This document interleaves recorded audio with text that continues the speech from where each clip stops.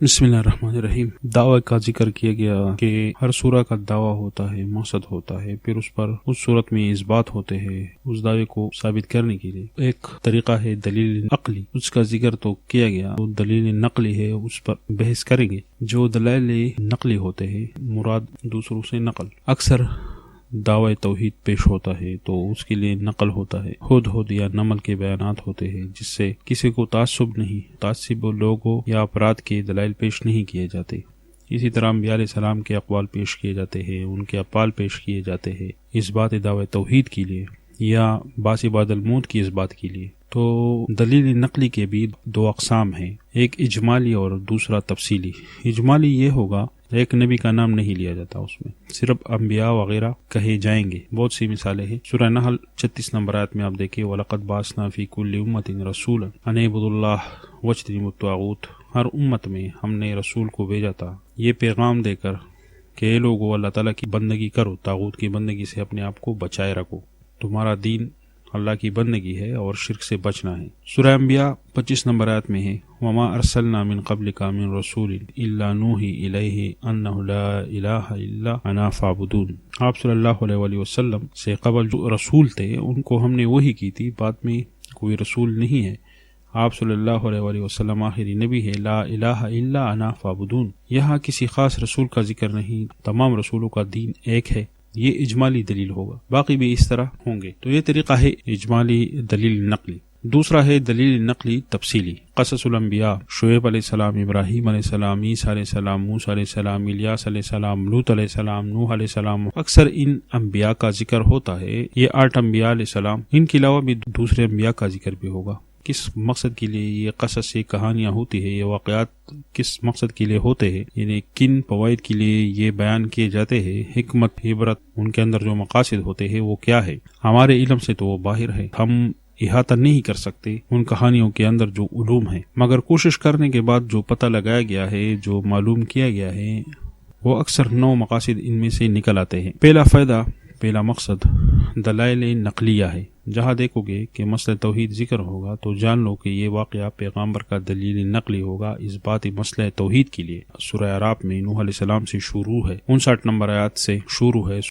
سورہ ہود میں تفصیل ہے، ادھر 25 نمبر آیت سے شروع ہے۔ نوح علیہ السلام سے شروع ہے، ادھر بھی نوح علیہ السلام سے شروع ہوتا ہے۔ سورہ مریم، سورہ مومنون، سورہ طٰہٰ، سورہ نمل، سورہ عنکبوت، سورہ صافات، اور پھر سورہ نوح میں تو صرف ایک نوح علیہ السلام کا ذکر ہے۔ 11 سورتوں میں دعوی توحید اور پھر رد شرک نقلی دلائل سے کیا گیا ہے۔ اس کے علاوہ جو دوسرا پیدا ہے، ان واقعات میں تخفیفی دنیاوی ذکر ہوتا ہے، عذابوں کا نزول ذکر ہوتا ہے، توحید کا ذکر نہیں ہوتا، مگر یا تو عذاب کا ذکر ہوگا یا اسباب عذاب کا۔ تخفیف دنیاوی، انبیاء علیہ السلام کے ذکر ہوتے ہیں، ان کے قوموں پر عذاب آئے ہیں، ان کے اسباب ذکر ہوتے ہیں، کذبت، پھر اس کے بعد حالات ذکر ہوتے ہیں کہ انہوں نے جھٹلا دیا تو منکرین پر عذاب آیا، قصص بیان ہوتے ہیں اس طرح۔ تیسرا جو پیدا ہے وہ ہے تبلیغ پر دعوت کے لیے قصص بیان ہوتے ہیں، دعوت کے ذریعے اللہ تعالیٰ کی دین پھیلائے، بہادر بنو، مصائب جھیلو، انبیاء علیہ السلام کی طرح ان کے واقعات کو یاد کرو، شجاعت پیدا ہوگی آپ کے اندر۔ چوتھا جو طریقہ ہے تسلی نجات صالحین اور عذاب دشمنوں پر، واقعہ ذکر کیا جاتا ہے کہ انبیاء علیہ السلام کے ساتھی بچ نکلے اور جو ان کے دشمن تھے، جو ان کے ساتھی نہیں تھے، ان کا ساتھ نہ دیا تو وہ تباہ ہو گئے۔ پانچواں جو پیدا ہے، انبیاء علیہ السلام محتاج ہے اللہ کے سامنے، توحید ثابت ہو جاتا ہے اس سے بھی، وہ اللہ کے سامنے محتاج ہوتے ہیں اور پھر اللہ تعالیٰ کے ساتھ شریک کیوں بنا رہے ہو ان کو۔ چھٹا جو پیدا ہے، انبیاء علیہ السلام غیب کو نہیں جانتے، نفی علم غیب، ان کے حالات ذکر کیے جاتے ہیں اور ثابت کیا جاتا ہے کہ وہ کہ علم غیب صرف اللہ کو ہے۔ ساتواں جو ہے نفی شرک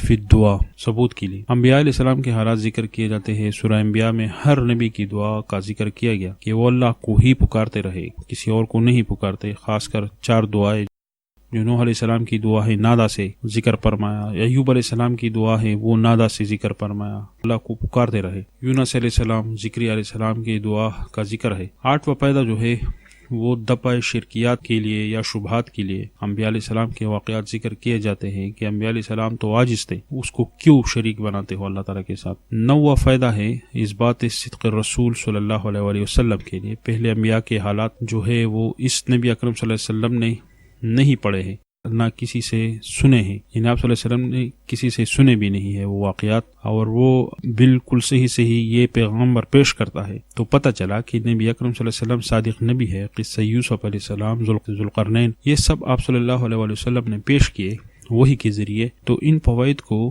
سورہ ہود میں اشارہ کیا گیا ہے کہ انبیاء کے جو قصے ہیں، جو قصص ہے، ان میں فائدے ہیں۔ 120 نمبر آیت میں ہے وَكُلًّا نَقُصُّ عَلَيْكَ مِنْ أَنْبَاءِ الرُّسُلِ، ہر ایک قصہ ہم بیان کرتے ہیں تیرے اوپر اے پیغمبر، انبیاء کی خبر میں سے سارے بیان کرتے ہیں، نا ما بدل ہے کلّا سے، وَكُلّا ما نُثَبِّتُ بِهِ فُؤَادَكَ، وہ جملے لاتے ہیں 120 نمبر آیت میں، وہ جملے لاتے ہیں جس پر آپ کے دل کو مضبوطی ملے، تسلی ہو، تشجیع ہو، اور مومنین کے لیے تسلی ہو۔